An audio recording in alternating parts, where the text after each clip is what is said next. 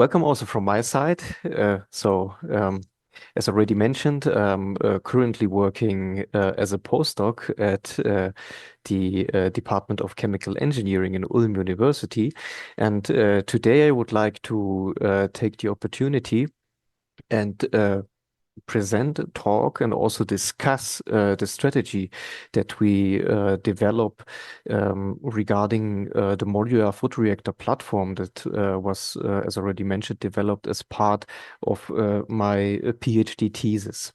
So this platform was envisioned to foster ongoing and collaborative progress and also development, and be widely used in various photochemical laboratories. But first, I would like to talk about data life cycles a little bit. So in principle, there are different possibilities how to structure a data life cycle. So there's a classical linear approach from the data creation till eventually the data is deleted, and the potential of a circular approach, which was also the approach that was chosen in the context of the modular photoreactor. So there, the big benefit is that through the closed loop feedback that we get using this strategy, the reproducibility and comparability of data can be quite enhanced. I would also like to talk a little bit about the repositories that we used for documentation, namely Zenodo and GitHub, and also give some current an update on current progress on ongoing refinements of the documentation, using, for example, Sphinx as a tool for a more intuitive documentation. But first, I would also like to talk a little bit about the current status of research data management in teaching at Ulm University, where we are currently using digital lab journals such as Chemotion and eLab FTW in our lab courses and different classes. So I would like to briefly introduce the Lehrinkubator FDM-LIN, which is a multidisciplinary initiative for research data management in teaching, in engineering and Ulm. The basic idea is to introduce electronic lab journals into the daily practice of students already on a level of lab courses, for example, which also gives a valuable side product that this approach leads to good scientific research data management practice for every institute that is involved in teaching. So I would like to give a brief overview over the current status of the incorporation of the research data management strategies and electronic lab journals into teaching at Ulm University. So currently we already integrated the electronic lab journals Chemotion and eLab FTW into several lab courses, ranging from synthetic lab courses to lab courses in chemical engineering. We are currently also training research assistants to be able to also develop and teach research data management to our students. Also already have some requests from other institutes that would like to join this initiative to then also include research data management into their curriculum. So we have one vision with this project, and this would be to learn how to integrate research data management into teaching, and also to share this experience with the scientific community. This project is also a close collaborative project with NFDI for Chem. For more information, feel free to contact my colleague Benedikt Wiedemann, who's very engaged in the FDM Lean initiative. So, but now I want to take a step back to our core competence, and this is photochemical reaction engineering, and raise two questions. So how to get photochemical processes from the low milliliter lab scale to industrial application, and why is it meaningful to consider photochemical processes for industrial application to begin with? So photochemical transformations are driven by the absorption of light within the UV and visible region, which gives the opportunity for new synthetic pathways and selective reaction routes that are often not accessible via thermal routes. Considering solar irradiation, the global solar irradiation availability exceeds the global demand by far, and photochemistry offers other advantages, such as the possibility of solar fuel production, establishment of sustainable photochemical processes, and benefits from intrinsically being electrifiable. So usually the scaling process starts at the low milliliter scale of the lab and is then stepwise taken through the mini plant scale towards a pilot plant scale, and then eventually scaled or numbered up towards industrial application. But already on the low milliliter scale of the lab, we face major reproducibility and comparability issues.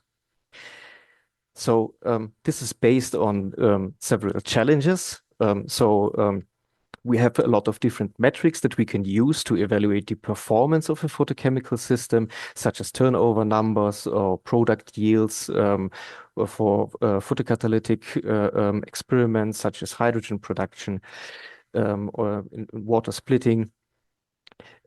But all of the metrics had one thing in common. They are all dependent on the reaction system, radiation field, as well as the photoreactor itself.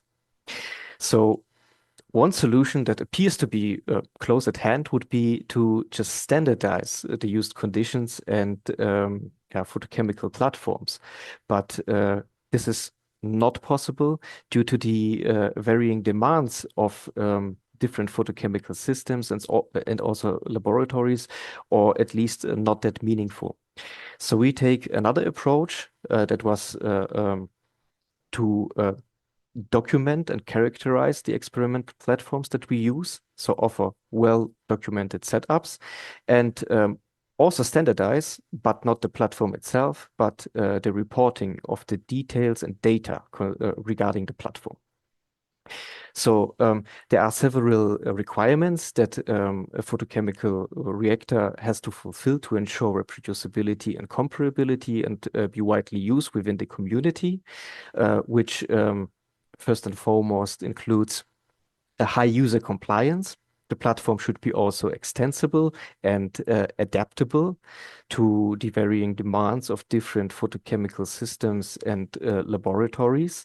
Of course, be characterized. So for a photoreactor, especially from a photonic standpoint, offer the possibility of control of crucial technical parameters, such as the photon flux or light intensity, used wavelength, or for example, the reaction temperature. And last but not least, also adhere to sufficient documentation. So this is the case for the modular photoreactor platform in terms of the documentation of the used hardware and software, as well as for the characterization data and also the result data for the conducted photocatalytic experiments. So the platform is basically built from like a very basic reactor corpus that is entirely 3D printed, that can be then extended with so-called peripheral modules, including irradiation modules, tempering units, different reactors, stirrers, pumps, and many other modules. So the basic design criteria that we used for the modular photoreactor platform consider easy manufacturing. So as already mentioned, this platform is the most basic components are entirely 3D printed. It can be reproduced using common filaments and also materials like polylactic acid, PLA, and ABS. Should also be sufficiently documented. So this is the case for the documentation of the reactor data itself, or the reactor documentation, and also the data that is then conducted during characterization and result data, and adhere as close as possible to the FAIR principles. Should be also readable for humans, machines, and also offer some sort of potential for extensions, modularity that then allows to adapt and ongoingly develop the platform also in an interlaboratory approach. So the documentation of the modular photoreactor was split into documentation using GitHub repository that includes the most information on hard and software, and also the setup, characterization, and result data that was then documented using Zenodo. This was the case because the Git repositories are not meant to include large data files that are unfortunately also part of the photonic characterization. So we had to split the documentation using different repositories.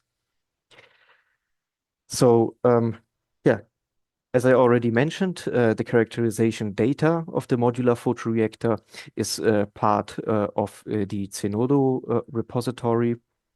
There we also put large emphasis on the data format. So basically, the most crucial data adheres to a CSV or TXT format, enabling the machine-readable interpretation. But there's also a large drawback of such a documentation. The repositories that we are using are quite large and contain a lot of information. And navigation through those repositories is quite challenging. So this is a task that we are also currently working on that needs to be solved. The documentation of the hard and software was done in a public Git repository and split into the hardware part and software part. The documentation itself or the Git repository documentation had also some advantages comparing to the Zenodo documentation. That is that we have some possibility of some sort of visual representation. So at least this extensive repository and how to navigate can be represented to some extent using, for example, a folder structure that was used for the Git documentation. The Git repository itself contains the most critical parts for the reproduction of the modular photoreactor modules, like, for example, different cut modules, also detailed descriptions of the assembly of the modular photoreactor, so which includes basically every screw and component, and also instructions how to put all of the components together, and also the most critical information on the used components. So here, for example, an LED, manufacturer, model numbers, and also where we can find more information in, for example, the data sheet of the manufacturer. But here we have another drawback. So even though navigation within the Git repository is easier compared to the Zenodo repository, it is still challenging for unexperienced users. And linking of all of this information is also quite challenging. So therefore, last, I would like to also give a little overview over the current implementation of a more intuitive documentation that is based on Sphinx. So Sphinx is usually used for the documentation of Python code, but can also be used for the documentation of the modular Photoreactor platform. And there we have some advantages for the Sphinx documentation. So the Sphinx documentation itself is based on, or can be based on the already existing Git documentation. So we just have to take minor adaptations to the repository to then also automate this more intuitive documentation style. So especially for the end user, there the linking between critical information like assembly instructions and different components that are used is quite easy and intuitive. So also information on the used components, suppliers, links to websites, or links to the data sheets within the repository, or like basic overviews over the most critical data is quite convenient using the Sphinx documentation. So with this, I would like to thank you for your attention, and looking forward to the discussion, and would be happy to answer some interesting questions.